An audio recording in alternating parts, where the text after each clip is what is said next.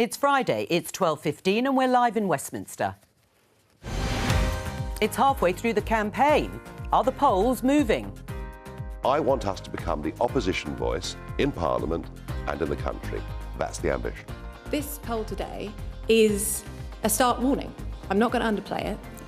If a result like this is replicated at election day, Keir Starmer would have huge and unchecked power. Also on the programme, tough questions for Labour. Which of your party's U-turns are you most proud of? The ditching of the £28 billion climate investment plan, keeping the cruel two-child benefit cap, or one of the others? What I am realistic about is we've got to have a programme for government which is credible. Could bots, fake accounts on social media, impact our general election? I've been looking into this, tracking down the real people and who's behind the anonymous profiles. And the Euros or the election? What's more exciting? Joining us today, Home Office Minister Chris Philp, Labour's Deputy Campaign Coordinator Ellie Reeves, Liberal Democrat Munira Wilson and Conservative Home Deputy Editor Henry Hill. This is Politics Live Election 2024.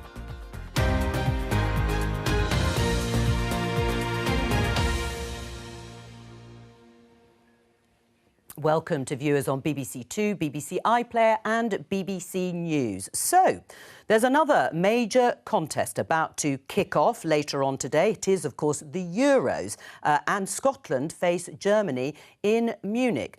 Let's have a look at some of the traditional build-up. There they are, bagpipes and all the Scottish fans outside enjoying the sunshine there, lucky old them, in the build-up to that first match this evening. And they'll be competing for primetime television, of course, with the general election coverage that everyone's been glued to for the last 3 weeks. So to kick off this programme, Chris Philp, what's got more jeopardy, do you think, in terms of who's going to win, the general election or the Euros? More jeopardy? Well, I hope England win the Euros and I hope the Conservatives win the general election. I'm going to be taking a close interest in both, particularly as my team, Crystal Palace, have 4 players in the squad. And Conor Gallagher was on loan at Palace, so kind of 4.5 players, more than any other Premier League club. So I'm going to be particularly supporting those 4. Well, no wonder you have a big interest in the Euros while you're out campaigning. Ellie, what about for you? What's going to be more exciting in terms of competitions and in terms of the outcome? Well, look, we're halfway through the general election campaign.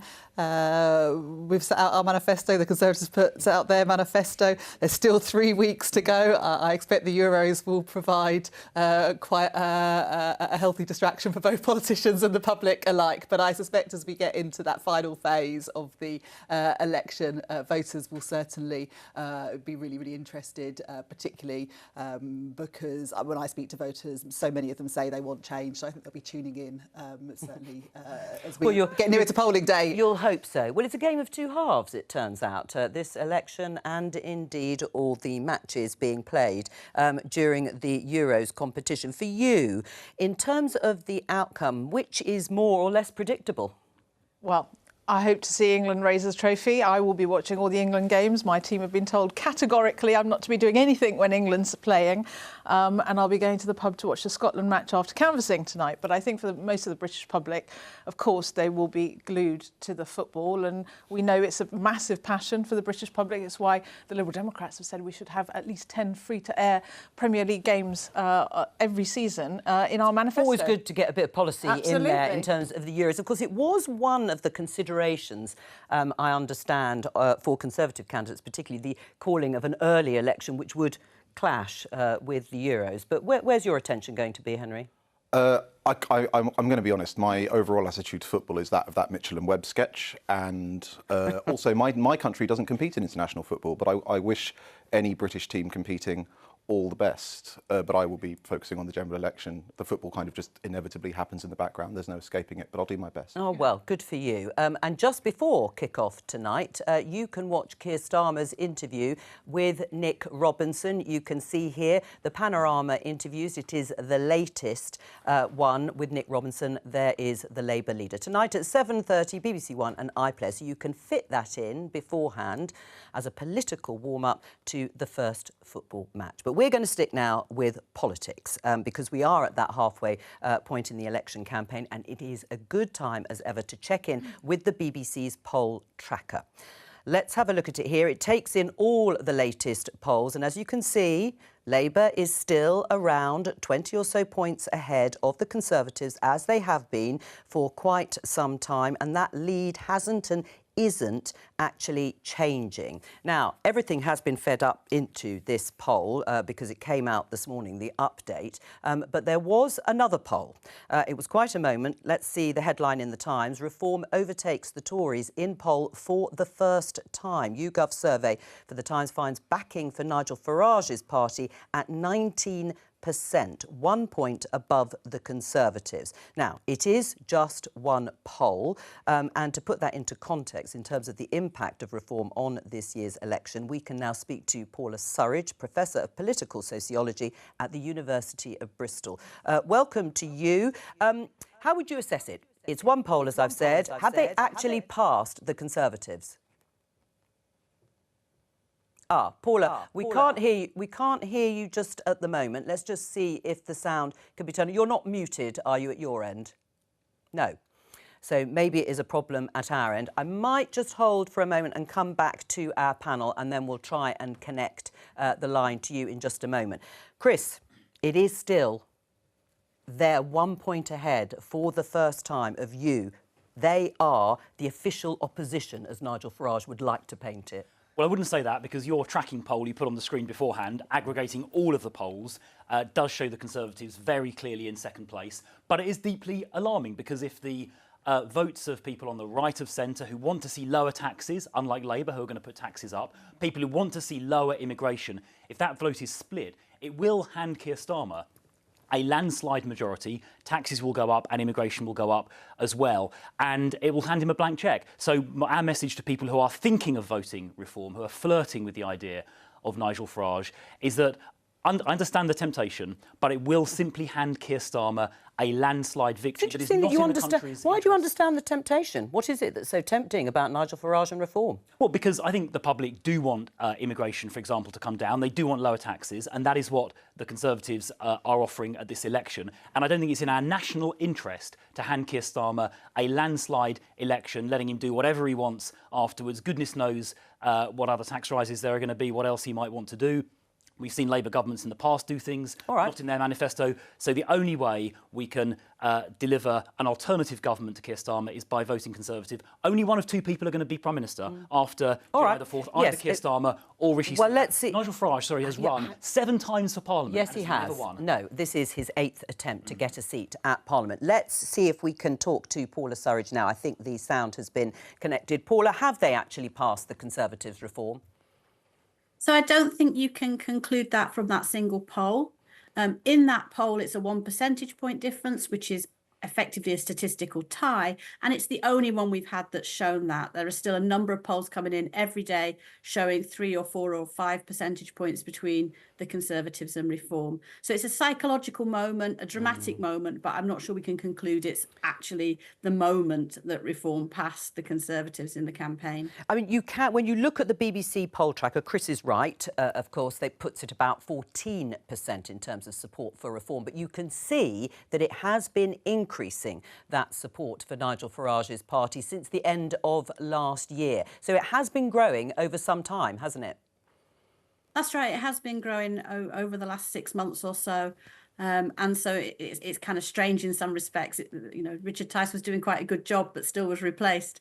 But it has grown a little bit more quickly since Farage took over, but still, on average, a little bit below the Conservatives. It is all about how support during a campaign is actually translated into seats.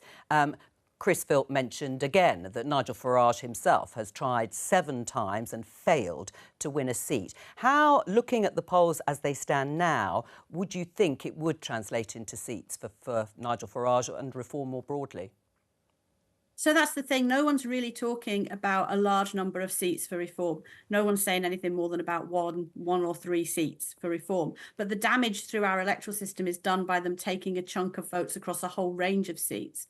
The Conservative strategy was that they would be able to squeeze that vote that had been rising through the first part of this year. That the Conservatives thought they could win it back. And through the campaign, they haven't been able to do that. And the kind of Farage coming back to the fore of that party has made that task even harder. Henry, that psychological moment, the drama that Paula was referring to, and I think Paula can stay with us for this discussion. Do you understand that? Yeah, politics is a narrative business, right? Like, it's every time something like this happens, you have the pollsters saying entirely sensibly, this is within the margin of error. It isn't statistically more significant than that poll that put Reform 1 point behind. But it does matter. And also, it's not a great place for the Conservative Party to be anyway. That, you know, don't worry, guys, we're only within the margin of error of Reform UK is not exactly something that's going to calm people down. I think the question now is, how does the Conservative campaign respond to this? Because what I'm hearing on the doorstep is the Tories' best hope for getting more votes across this campaign is targeting the don't knows. People who haven't already made their mind to go to another party, people who are disaffected Tory voters who might not like the government but might be persuaded to vote for their Tory candidate in their seat.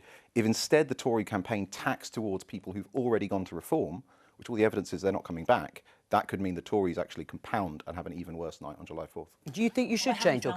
So in my own constituency, I haven't found that. So I've spoken to people on the doorstep in the last 48 hours who have said things like, well, I'm thinking of voting Reform. And I've explained that in my particular seat, and in common with many others, voting for Reform risks handing the seat to Labour. They pretty quickly change their mind because they recognise, like, I've done a good job locally, but they also do not want, the one thing they're clear about is they do not want Keir Starmer running the country. And when you put that to them and explain that on the doorstep, quite a few of them do pretty quickly. Well, let Ellie respond. Well, let Ellie respond, because Chris has said that a few times, and that's obviously going to be the line. Yeah, and I want to come back on what Chris said and be absolutely crystal clear. Labour will not be putting up national insurance, VAT or income tax. And I think it's important to be clear on that. Well, I saw the press conference earlier, and Laura Trott came up with this line that about capital gains tax on primary residence. Absolutely nonsense. Labour will not be doing that. It's just nonsense from a campaign rule out changes on pension that is running scared because of this polling with Reform. You know, I'm speaking to voters up and down the country, actually including in your constituency, Chris, who have said that after 14 years of Conservative government, they want change. They're fed up. You know, they're feeling the pinch of the cost of living. They can't get GP appointments, they're waiting for hospital operations, and they're fed up. Well, Ellie, let's just play you a little bit of Laura Trott, Chief Secretary to the Treasury. She was talking about the secret tax rises, as she put it. I've got the Labour manifesto here. Let's just have a listen to a bit of what she had to say. I'm setting out that Labour have deliberately failed to rule out 18 potential tax rises during this election campaign. In relation to each of these tax rises, Labour's manifesto deliberately makes no commitment not to raise them. If he wins, it's obvious that what Keir Starmer wants to do is cynically claim the books he inherited are much worse than he thought, as justification for imposing tax rises that he hasn't told you about. Ellie? Well, as I said before, we've been absolutely clear that there will be no increase in national insurance, income tax or VAT. Our manifesto is fully costed and fully funded. Everything that we set out in it has been funded. For example, the 6,500 new teachers that we'll put in our schools, paid for by ending tax breaks for private schools. Ellie, what all costed and yes, funded. but where there are still questions for Labour, yes, you have ruled out the headline main taxes, but there are other taxes that you have no plans to raise. The language is different. If you look at the manifesto, there isn't anything around capital gains tax. Maybe that's right. Maybe that might be an option. Or pension tax reform, for example. Perhaps closing some of the reliefs. They could be open to you. So does Laura Trott have a point that there are other taxes that you haven't ruled out, you don't want to rule out, you want to give yourself some space to raise money in the Parliament if you win? Well, she talked about capital gains tax for primary residents. It's just a nonsense. It's just plucking things from... I mean, there's a huge number, you know, Jo, there's a huge number of tax reliefs and allowances and so on. But you can increase capital gains tax, you can increase the rates, can't you? You can make them equitable with income tax rates. There are no plans to do any of that. Everything everything that's in the manifesto is fully contested. We can put a cash injection into our public services, which they desperately need, our schools and our hospitals, because they're failing under the Conservatives. And let's not forget that people are facing the highest tax burden in 70 years because of decisions that the Conservative government have made. Hang on, which you're going to make higher, which Labour are admitting openly they're going to increase the tax burden by £8 billion a year, whereas our manifesto has £17 billion of tax cuts. Right, but Chris, let's be honest with the viewers. Taxes have gone up under Conservatives. The tax burden is at the highest level because you've frozen those tax thresholds. So it's a bit rich for the Conservatives to start talking about secret tax rises that Labour have if they win the election. Well, to be clear, firstly, tax rates on working people are at the lowest ever levels. The tax burden has gone up because we have to pay back the bills incurred during COVID. But looking forward, there is a big difference between Labour, who are openly saying they're going to put taxes up by £8 billion, and it'll be another £2,000 because of the uncosted bits, whereas the Conservatives are pledging... You can find a minute. Whereas the Conservatives are pledging a £17 billion tax cut. So there's a £25 billion difference between the two parties. Tax increases under Labour, tax cuts under the Conservatives. Over £5 billion of the money that we've pledged comes from clamping down on tax avoidance. That's not new taxes. That's collecting the taxes that people should be paying. That's not a tax rise. That's collecting what people should be paying. And if you don't think we should be doing that, frankly, that's astonishing. Let's come to the Liberal Democrats, because you're proposing something rather different. You are proposing to take the tax burden to higher levels to pay for public services. Why? Well, we recognise that for everybody up and down the country, taxes, as you've just said, Jo, are at their highest levels for some 70-odd years. And so we don't... And there are reasons for that. Yeah, but we don't want to increase the burden on working families. What we've said, we've laid out very clearly where we would seek to raise additional money. That's on reversing the tax cuts for the big banks to raise money. We want to close the loopholes in the windfall tax on oil and gas giants. We want to see social media giants paying more in the digital services tax to pay for mental health services for children. But also, we have said that we would reform capital gains tax, and that would actually increase allowances and mean a lower capital gains tax bill for the majority of people and small businesses. But actually, for the 0.1%, those billionaires who are actually paying a very low rate of capital gains tax, we think that they should be paying more and they should be paying their fair share. And that will help to address the crisis that we see in our health service and also in our care service, so that we can get people off waiting lists and get the economy moving again. What's your view on this tax argument in terms of voters out there? The most important thing on tax for working voters is the freeze on tax thresholds. For 40 years, it was a cross-party consensus that income tax thresholds were index-linked, so you were taxed on your real income. And instead, they've now been frozen. And so when real wages go up, I think they went up 2.9% in the most recent figures, that means people are paying higher taxes. And neither party is doing anything about this. The Tories, Rishi Sunak is accusing Labour of a pension tax. But that pension tax is just a result of frozen thresholds, and that tax is still going to fall, under the Tory plans, on all working age voters. But Labour can't hit back on that because they're also going to, I believe, retain frozen income tax thresholds. So that's the most important. That's true, isn't it? You're going to retain them till at least 2028, which is when they actually come up for some sort of review. Yeah, I mean, the reality is we're going to inherit, if we are privileged enough to form a government, an economic mess from the Conservative government. You know, it was Liz Truss's mini budget that crashed the economy, left people paying £100 Yeah, but are you going to, just to be mortgages. clear, you will keep those frozen tax thresholds? Look, we would like taxes to be lower, but we're going to inherit a mess if we form a government. Would it not be more honest with voters to unfreeze the thresholds and raise income tax? Because that would bring in the same amount of money. The only thing that freezing thresholds does is allow you to misrepresent what either party is doing to the electorate, right? Why not be honest, relink the thresholds, and then actually say, level with the country, we need to raise income tax? All of our plans fully costed and fully funded. Answer Henry's question, though. But, you know, the economy is in a mess because of what the Conservatives have done, and we have to be realistic about that. We're not going to make unfunded promises, unlike the Conservatives. Well, that wouldn't be unfunded in that sense. So being realistic involves misleading the public about your real income tax plans. It's not misleading the public. We've been really honest. You can look at the costings in the back of our manifesto, where everything is set out. You know, I think we have to be completely clear, though, about what we would inherit from the government. We would like taxes to be lower. The difficulty is that the economy, growth is non-existent in the economy because of the mismanagement by the Conservatives. I've got to come back to the economy. So let's look at the economy. Okay, when Labour left office in 2010, unemployment was 8%. It's now fallen to about 4%, despite everything, COVID and everything else. GDP growth in the first quarter of this year was the joint highest in the G7, joint with Canada. Wages are currently growing at 6%. Inflation is only 2%. It's dropped down below the Eurozone and below the US. So this characterisation of the economy that Ellie just tried to sort of pull off is completely nonsense. Inflation was running until relatively recently at 11%. Food inflation at 90%. It absolutely has. The rate has come down, but relatively recently. Growth across the piece, we looked at the growth figures yesterday, since 2010, have been anemic. There've been a couple of... We're at third in the G7. You mentioned 2010, going back to 2010, but I just want to go back to Paula briefly. Listening to this debate on tax, it's been going on for 3 weeks and the polls haven't moved. Does that surprise you? No, not really. I think there's two factors behind that. The first is that tax isn't one of the top issues that voters want to hear about. They're concerned about the NHS and they're concerned about the cost of living. And although I know tax is part of that, voters don't hear about it in a language that makes sense to them a lot of the time.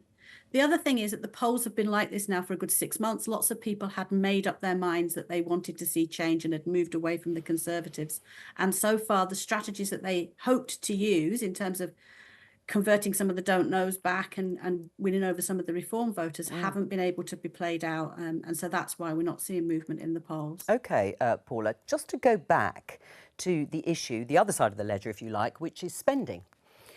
Because, again, the Institute for Fiscal Studies has called it a conspiracy of silence of both parties in terms of what potentially is coming down the track. And they've identified £18 billion worth of spending that will need to increase by 2029, 2030. Now, otherwise, there are going to have to be cuts of £18 billion. How are you going to avoid that? Well, our manifesto is a manifesto for growth. That is why central to everything we're doing is about growing the economy.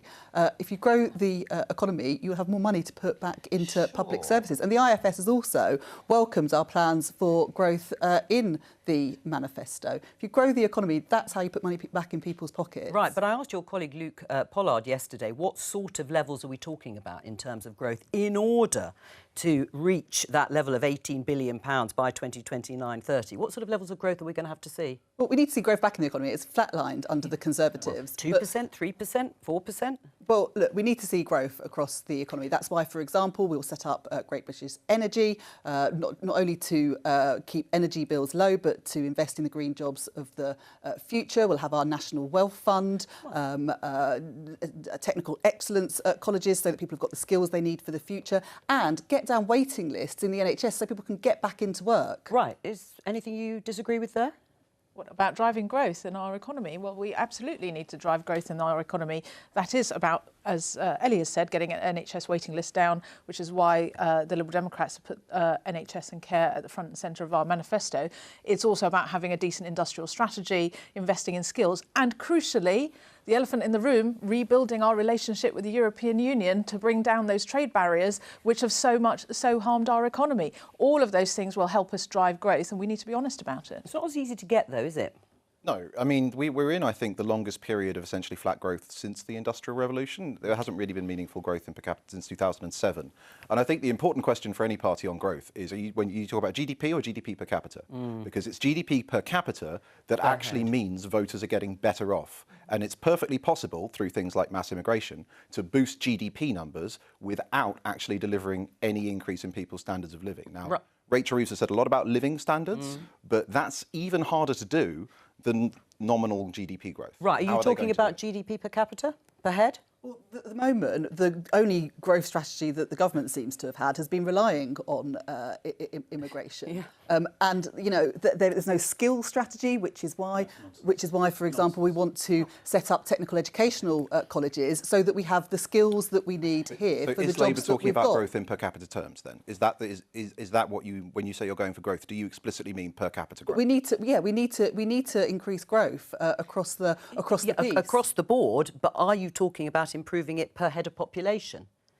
Yeah, I mean, we need to grow growth. We need both. We need to increase growth across the country. It's been flatlining under this government. On this issue of immigration, is that why Nigel Farage and Reform are doing so well? Because you have not managed to deliver your pledges in terms of either illegal migration or legal migration. Well, there is a plan to get both of those down. The Rwanda plan, the Rwanda flights are due to go as a deterrent at the end of July, which Labour will cancel. We've already made changes to the visa regime that have seen a 25% reduction in visas in the first quarter of this year. But so on this point about growth, just a couple of points. With that, just that we're being less internationally competitive in terms of our universities. Four of the top. Don't talk over each other. International students coming to this country. Four of the top universities, 4 of the top 10 universities in the world are British universities. By the way, growth, UK growth since 2010 has been 3rd or 4th in the G7. And in terms of Labour's so-called growth plan, increasing taxes is not the way you get growth going. And on the skills point, you know, we've invested in like 1,000 PhDs in artificial intelligence.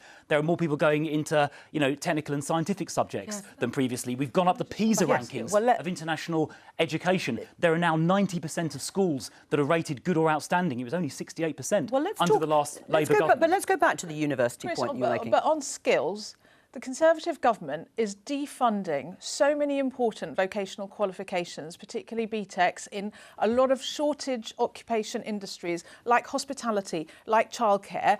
And yet what it's produced to replace that, T-levels, has had a tiny take-up.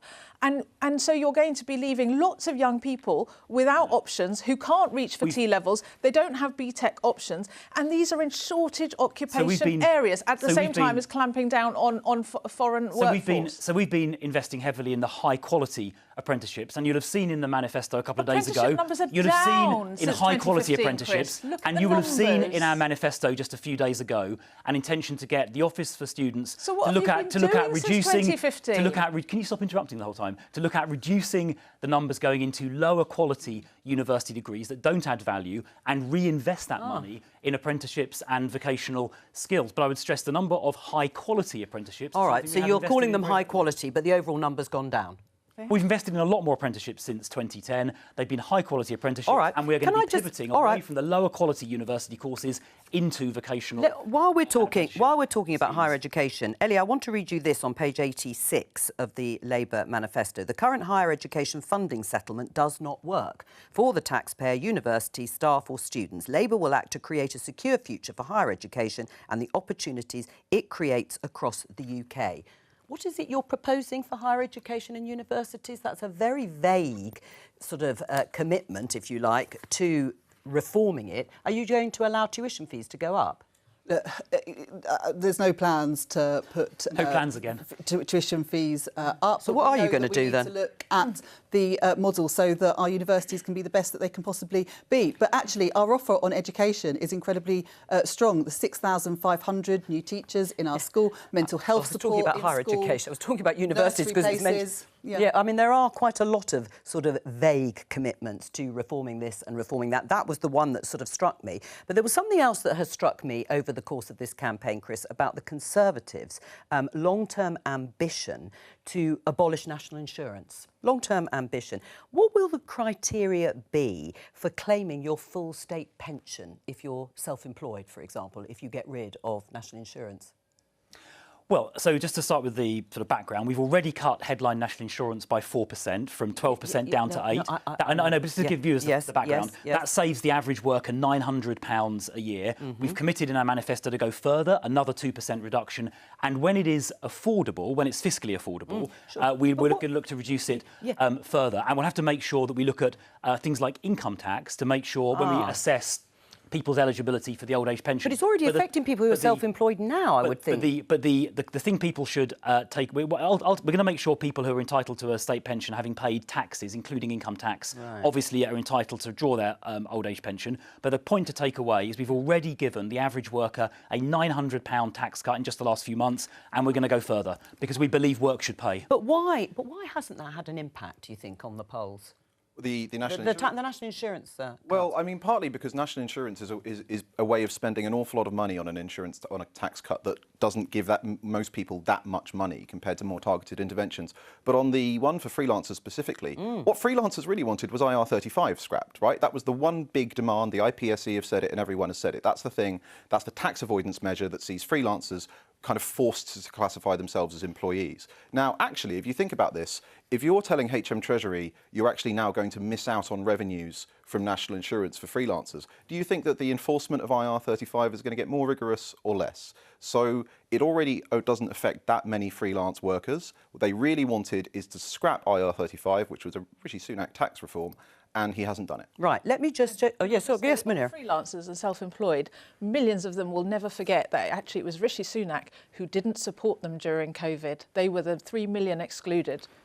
Well, of course, there was a big furlough scheme. Yes, but yes, that was you're for right. the employed, But no, self-employed, I take that. And freelancers were left high and dry, and they still talk to me about it because they were left in such dire straits by this government. Paula Surridge, thank you very much for joining us today, the pollster there. Let me just show you in a moment a clip with our reporter Jo Pike trying to catch up with Craig Williams, who is a Conservative candidate in this election. He was a former parliamentary aide to Rishi Sunak because he's facing questions from the Gambling Commission about a bet that he placed on the date of the election in July, 3 days before it was called. Let's have a look. Hello, Mr. Williams. Good morning. Jo Pike from BBC News. Did you have inside information when you placed your bet on the election date? Statement. It's an independent process with the Gambling Commission now. I won't be expanding on that statement. Did you have any inside information when you made the bet? A huge error of judgment. That's for sure. And Not very helpful, was it, this? What do you make of it? Well, he's clearly apologised for what is obviously an enormous error of judgment. He said it himself in your clip just there. It's good the Gambling Commission, they're an independent body, are looking at this, and let's let the due process unfold. But it's good that he's made that fairly clear apology just then. Well, yes, an error of judgment. Henry? I mean, I originally thought when I read the story that he'd made the bet a few weeks before, in which case I honestly thought he actually didn't know, because as far as I can tell, this decision was made inside a week. But if it was 3 days before, then he actually might have, in which case this is just an extraordinarily stupid thing to have done. Let me just show you this headline. BBC News, bot or not? Are fake accounts swaying voters towards Reform UK? The article was written by our disinformation and social media correspondent, Mariana Spring, who joins us now. Mariana, before we get into the details, what is a bot? So a bot is a term used to describe an inauthentic account. It used to kind of mean an account that was automated, but actually people have come to use it to describe any account that could be fake in some way. And I've been looking into this issue of bots, whether accounts actually are bots or whether they're real people, using my undercover voters, who I told you about last week. So they're fictional characters, and I use their social media profiles to see what different people are being recommended, including comments with lots of repeated messages, particularly about Reform UK. You looked specifically, as you say, at pro-reform accounts. What did you find? So what I found was that there were lots and lots of accounts copy and pasting, repeating the same phrase, Vote Reform UK and so on, and lots of other users were then accusing these accounts of being bots. And so I wanted to get to the bottom of what was actually going on. The same accusations and the same types of comments weren't being levelled at other political parties. So I looked into this, I messaged lots and lots of different accounts. I found more than 50 that had the hallmarks of inauthentic accounts. So that might mean they have a username or a picture that's totally anonymous, they're sharing divisive or repetitive content all the time, they don't have any real friends or followers. I found that some of these accounts were real people who got back to me to say, yep, I'm really passionate about voting for Reform UK, I've decided I want to share these comments, even though they're doing it from an anonymous account. They say, well, that's fair enough, I'm allowed to keep doing that. And they say they're feeling really disillusioned about politics, and that's why they want to vote for reform. But there were other accounts I got in touch with who were not able to prove that they were authentic, were not willing to prove that they were authentic. One that was called Gen Z Bloomer had a bit of a back and forth with me. Lots of people were suggesting the account was based abroad, or even that it was parody. When I was messaging lots of the messages had grammatical errors. There were some strange phrases used to describe where they said they were based in England. They said they were a genuine account and that they were working with Reform UK. Reform UK told me that they didn't know anything about this account. It wasn't working with them. And they told me that while they are delighted about lots of the support from real voters on their content, they're also a bit concerned about some of these other accounts that are pretending pretending to be involved with the party, and that account has actually since been suspended by X. Right, interesting. I mean, how much sway do you think these kinds of accounts have in an election campaign? I think it's quite interesting because I think this is quite a complex online landscape. You've got people who are genuine, real voters who are just copy and pasting stuff and repeating the same messages and who have every right to express their view and who they want to vote for and why. And the impact of that is to, perhaps boost support or perception of support for their party. But then these other accounts kind of play a part in that, the ones where it's kind of impossible to tell who's behind them and who's running them. And these accounts interact with one another. So some of the real voters I spoke to said, oh, well, seeing the other accounts post Vote Reform UK encouraged me to keep posting and get involved. And I think what's really important here, and something I've been finding throughout this election, is what it tells us is that while a lot of the content coming from the parties can have an impact and reach a lot of people, it's also comments and posts coming from real voters or anonymous accounts, average people, that can actually have just as much impact and shape a lot of the online narrative. Right, are you seeing this with other political parties? So these same accusations about bots, this term reform bots, they haven't been levelled at other parties in the same way, and I haven't seen the same kinds of comments and accounts behaving like this, which is one of the reasons why I looked into this. And I think it's an important issue because people have been talking about allegations of foreign influence operations for a while now. There have been real examples of where that has happened, although there are questions about the impact that has actually had. The problem is now that lots of people lean towards calling stuff bots, even when it turns out, as some of these accounts are, to be genuine people. And so I think it's really important for people to kind of not just jump to the conclusion that something might be a bot or that it might not be a bot, but to actually kind of look into the account, look at some of the content they've been sharing, whether they might be real or not, really interrogate what they're seeing. And all of the social media companies I reached out to, so that's X, Meta and TikTok, told me that they don't allow fake accounts like this. Mariana, a quick question before we let you go from Chris Philp, our guest here, Conservative candidate. What did you want to ask? Look into that camera. Yeah, hi Mariana. Thanks for all the work you've done looking into this. So where you identify these bots, who do you think is behind this? Because it's been a concern in previous elections that hostile foreign states, particularly Russia, have been behind election disinformation both here and in the US. Do you have any feel for who might be behind these bots? So I think, we have to be really transparent with all of the people watching right now, which is that we can tell when an account is real. Often when they'll get back to me, they'll provide other evidence that they're a real person. And I found that was the case for a lot of these comments. But there are others where they are not able to or willing to provide any evidence that they are an authentic account and have subsequently been suspended by the social media platforms as well. And these accounts could be run by groups of supporters. I investigated a network last week that kind of worked in that way. They could also be run from elsewhere. Some of the accounts I found were posting, for example, about American politics. Some of them were posting about the war in Ukraine, other issues. Right now, it's kind of impossible to tell, but I'm going to keep looking into that. And if I do figure out exactly where some of these accounts are coming from, I will definitely be back on Politics Live. Yes, you will. But no, I'm afraid we're going to have to stop it there. But anyway, thank you, Chris, for your question. And to you, Mariana Spring. Now, across the course of the election campaign, we've been speaking, as you know, to representatives of several political parties on a daily basis, including some of the smaller parties. We're soon going to be speaking to the Workers' Party of Britain, for example. But today, we're talking to the Social Democratic Party, who are standing 122 candidates in the election. Let's go to Northumberland, where the leader of the SDP, William Clouston, joins us. Welcome to you, William. We've also asked representatives of the parties in their first appearance to give a 30-second pitch about what you're about. But in that, perhaps you could also say, yes, you're the Social Democratic Party. People will remember the SDP of the 1980s. You may be able to trace your roots back there, but you're not the same party, are you?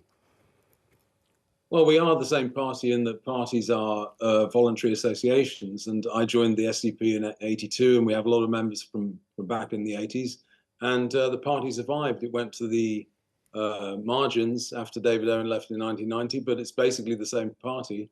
And actually, we believe in some of the same things. The social market economy is our economic message, and voting reform is very important to us. But basically, we're a party of the conservative left. I describe crudely, I think we, on social issues, cultural issues, we are to the right of the Tories. That's not very difficult because most Tories in Parliament anyway are social liberals.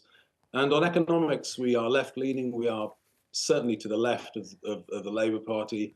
Currently, we want to nationalise the railways, nationalise the utilities, All right. and engage a large-scale housing programme. That is, I think your 30 seconds or thereabouts is up. Your manifesto, Homecoming, wants to put families front and centre, including a plan to allow a couple raising children to share the full tax allowance, meaning they wouldn't pay any tax for the first £25,000. Why are you prioritising family in this particular way when there are so many other issues at hand, whether it is broadly the economy or the NHS, for example? Because we believe that the family is the foundation of society. It is, it's clear. You know, it's the place where we learn to become responsible adults. And in Britain, anyway, the fracture of the family's disintegration is a major, major problem. On your programme, you'll often talk about things like knife crime and other social issues, but actually the causal root of a lot of that is breakdown in the family. It's a staggering stat, but a British 16-year-old is more likely to have a screen in their room than a father in the house, a point people like David Goodhart has made many times before. Well, so if you're serious about this, you need to get policy behind the family instead of doing nothing. Right. I mean, you describe yourself as a patriotic, economically left-leaning, as you have said, culturally traditional party. But what gap is it in the political spectrum? What gap are you trying to fill? That's covered by all the other parties, one way or another. Well, it absolutely, manifestly isn't, actually. I mean, there is a hidden gap in British politics, and you know, David Goodhart's talked about it. Matt Goodwin's talked about it at length, leaning a little bit left on economics and right, if you want to call it that, on culture. That is actually where most British people are. And I should really be the happiest party leader in the country, because most positions, virtually every major position the SDB has, is supported by a majority of British people. So people are crying out for something like this. But you don't have much representation. I mean, your party's made an election pact with Reform. You're standing aside for each other in 6 constituencies and have more than a dozen candidates standing under a joint SDP Reform banner. So aren't you just Reform, but under a different name? Not at all. Our economics is completely different. When we negotiated the deal with Richard Tice 2 years ago, we made it clear that our economics was not up for grabs in any deal, and it isn't, actually. If you look across 20 or 30 policy domains, we couldn't actually agree policy with Reform because our economics is very different. We are not free market liberals. I think that model has beggared society, it's beggared the country, and it's over. Yeah, OK. I mean, in a recent piece for GB News, you said that the Tories have failed, but Labour will be even worse for Britain. If the choice is between Labour and the Tories, you choose the Conservatives. No, I wouldn't. I think the Conservatives... No, I think, no, strangely enough, the Conservatives, their failures have been so full spectrum, it would be unconscionable for us to... So you'd prefer Labour? I think Labour will win, and it's right under the two-party system that they do. But I think they will well be worse. You can't actually know anything about Labour's programme because Starmer won't tell us. OK, William Clausen, thank you very much for joining us. Munira, we should give you a say since... Just to make clear, the SDP has absolutely nothing to do with the Liberal Democrats. He was all over the place, really, in terms of what he stands for. Yes, and in what way? I mean, they do trace their roots back to it. You accept that, but there is absolutely no connection there. Right. I mean, listening to that in terms of joining with Reform, in terms of a pact in certain seats, it's just interesting listening to the political gap they say they're filling. It is because actually... he is right about one thing, which is actually that the biggest unrepresented political gap in this country is socially authoritarian, economically redistributive.